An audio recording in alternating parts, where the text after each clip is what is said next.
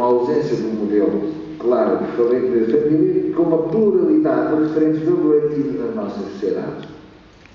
Parece que todas as formas de família são mais ou menos indiferentes, então têm todas o mesmo relevo para o direito e pergunta-se, deve perguntar-se certamente, perante a multiplicidade de concepções sobre o que seja a família,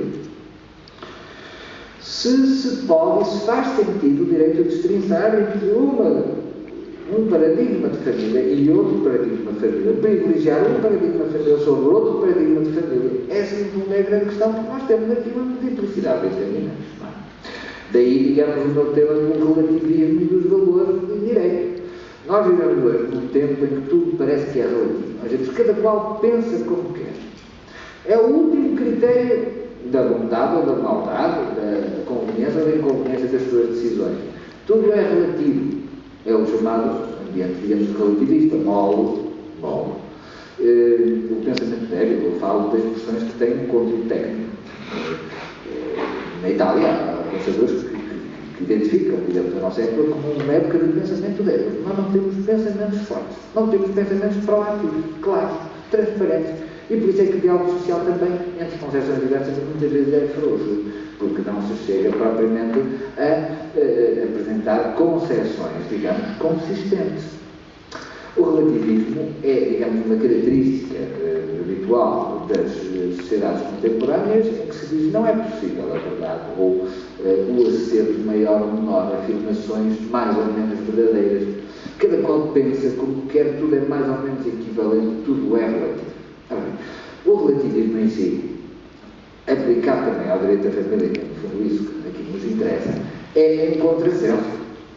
Se tudo é relativo, também esta asserção de que tudo é relativo não pode ser absolutizada, sob pena de estar numa aporia lógica. Portanto, lógica e racionalmente, a afirmação de que tudo é relativo é uma pura inconsistência.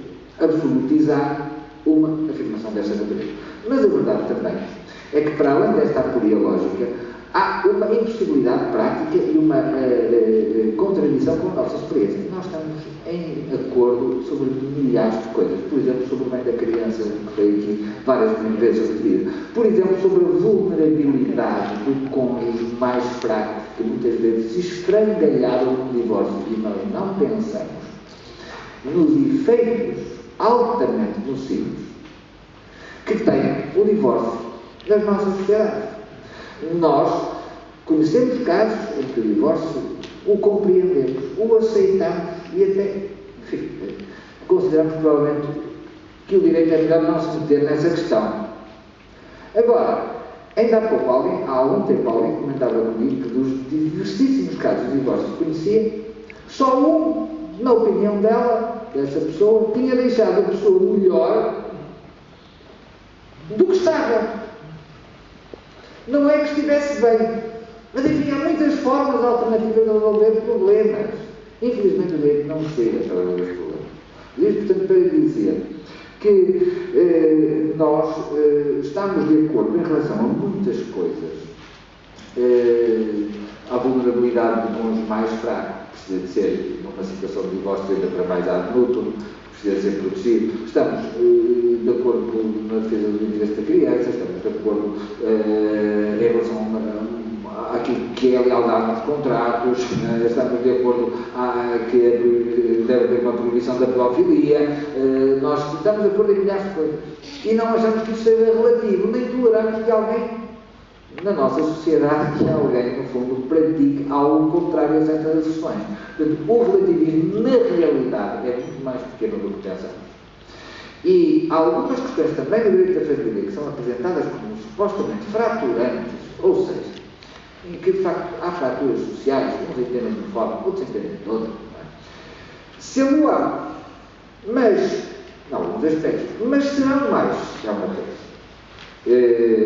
Mas eu posso estou alguma maneira como disse, são bom mais, muitas vezes, não podemos generalizar, mas muitas vezes, porque as pessoas não se dispõem a aceitar aquilo que racionalmente é quase uma evidência.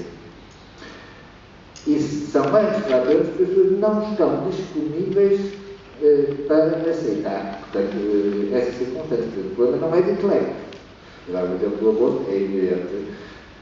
Espero eu, a maioria das pessoas que, por muito direito ao que se diga, que se tem, que se deixa ter, é claro que uma criança, ou uma pessoa, um ser humano conseguido desenvolver materno, seja com 12 semanas, seja com 10 semanas, seja com 24 semanas, é um ser humano.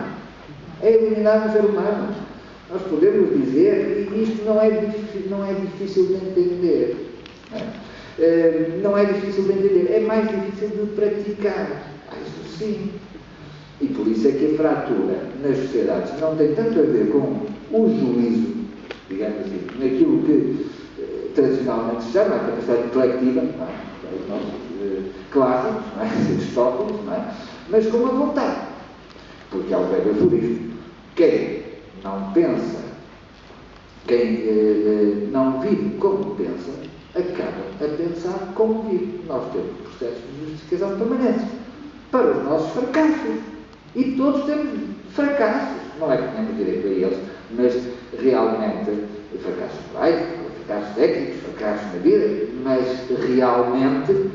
realmente todos estamos sujeitos. Ninguém é impecável. Nós vivemos numa sociedade de carne e osso, somos de carne e osso. Mas quer dizer, uma coisa é experimentar o fracasso, é não ser-se capaz, em algum momento, estar à altura das circunstâncias. Todos nós temos essa experiência, até, digamos, uma motivação, uma justificação, digamos que a posteriori arranjamos para de certo modo, nos